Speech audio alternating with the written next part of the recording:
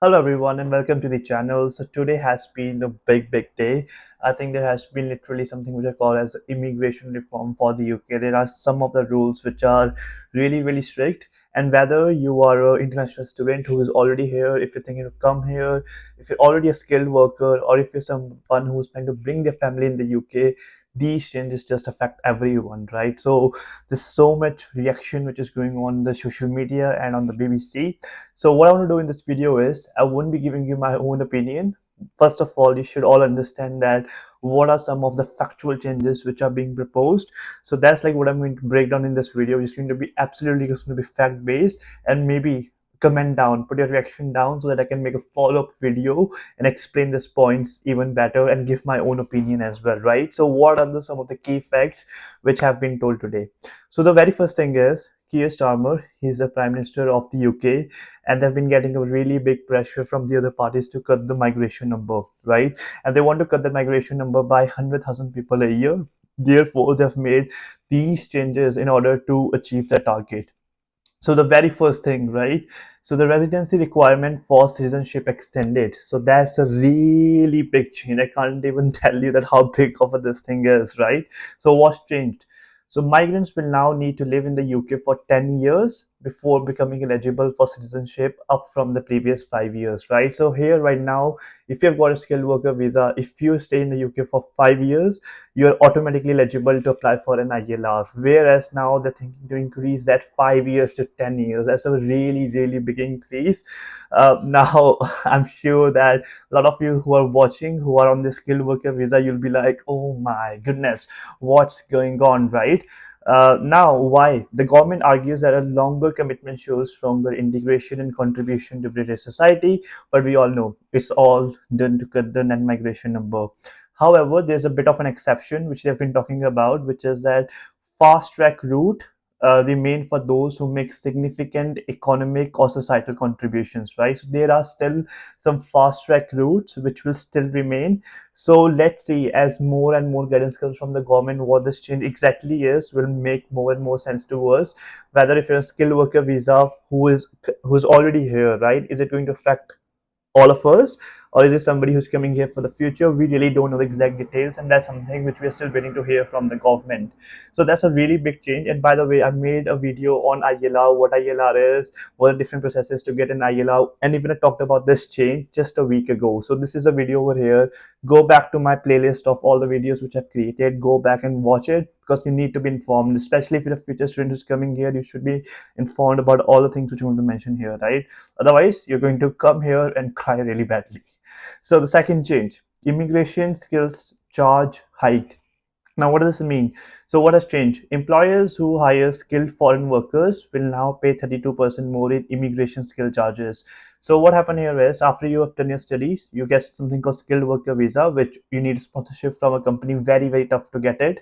But if you get it, the company needs to pay a certain amount of money as a fee, right? And it has increased by 32%, right? So what it means is, if it's a big company who was before finding it easy to go and apply for a skilled worker visa, now they're going to hesitate to apply because it's been increased by 32%, right? So, and again, how does it impact us? Businesses hiring from overseas, especially in sectors like tech and healthcare, will face higher cost incentivizing domestic hiring, right? So what will this lead is that people will just look for domestic workers who are already in the UK, and they'll be hiring them versus hiring somebody who is an overseas worker, right? So this is something which is a really brutal and a big change for somebody who is already here and who was already applying for skilled worker visa. If they were struggling, now they're going to be struggling even harder, right?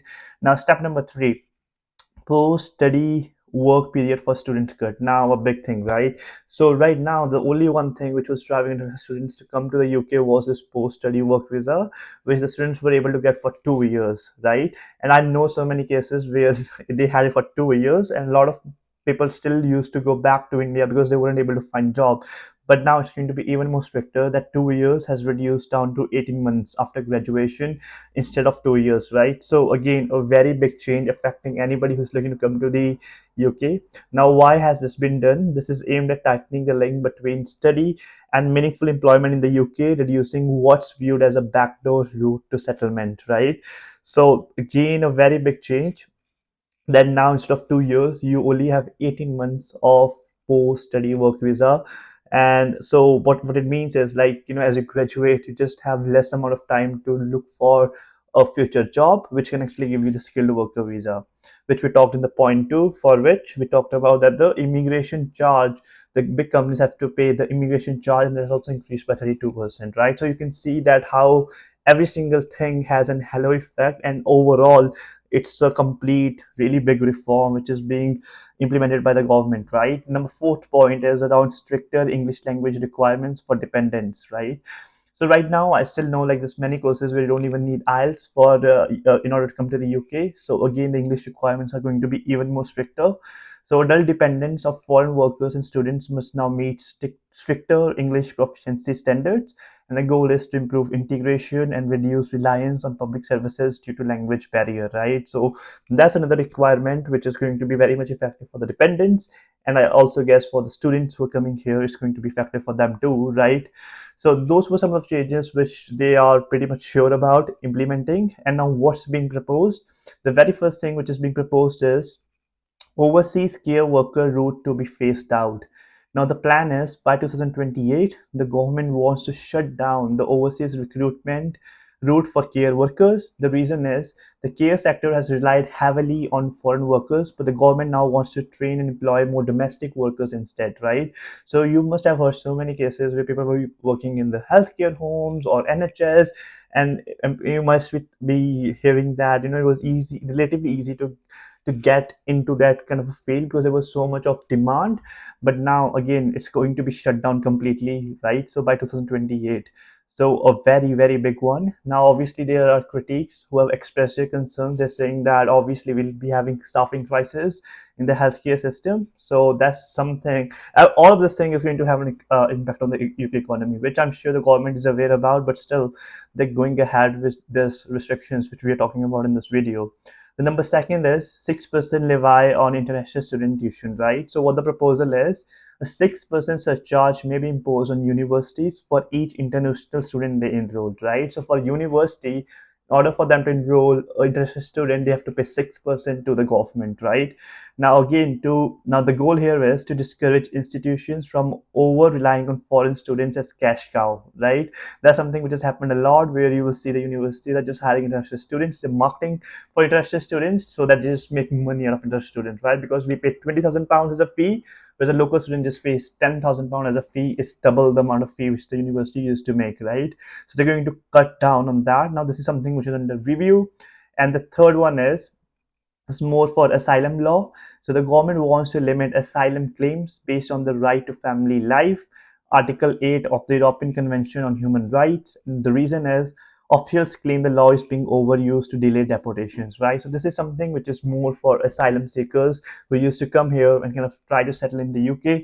Again, there is going to be a curve on that too, right? So overall, this is like what's going on. These were the facts which I wanted to discuss in this video, and in my next video I'll be talking more about my own reaction to this. So make sure you comment down that what do you think about this 5 different changes, and talk about the change which you think is going to be having the most impact on you. And for students who are coming to the UK, what do they think about it? And also I do one-to-one consultations. The link is in the description of this video. Feel free to consult me. I'm not an official consultant. Let me just make a disclaimer. I'm somebody who has been in the UK for so long, and I can share my experience with you and help you guide, right? So if you want to book a one-to-one call with me, link is in the description of this video. Bye bye, and make sure to like and subscribe. Bye bye.